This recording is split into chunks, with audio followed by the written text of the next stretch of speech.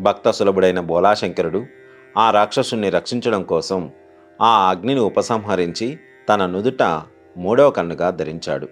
ఆ తర్వాత కీర్తిముఖుడు తనకు విపరీతమైన ఆకలిగా ఉన్నదని, తను తినడానికి ఏదైనా పదార్థాన్ని చూపమని మహాదేవుణ్ణి కోరాడు. యుక్తిగా శివుడు నిన్ను నువ్వే తిను అని చెప్పాడు. శివుని ఆనతి మేరకు కీర్తిముఖుడు మొసలి రూపం ధరించి తనను తాను ముందుగా తోకభాగం నుంచి మొదలుపెట్టి కంఠం వరకు తిన్నాడు. తన తలను తానే ఎలా తినాలో అతనికి తెలియలేదు. అతని ఆకలి ఇంకా తీరలేదు. శివుణ్ణి ప్రార్థించాడు.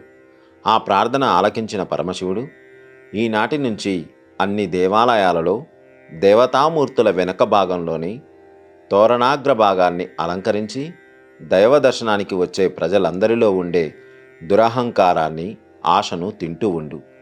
నీవు అందరికీ పూజనీయుడవు అవుతావు అని వరమిచ్చాడు. ఆనాటి నుంచి కీర్తిముఖుడు దేవాలయాలలోని దేవతా విగ్రహాల వెనుక ఉన్న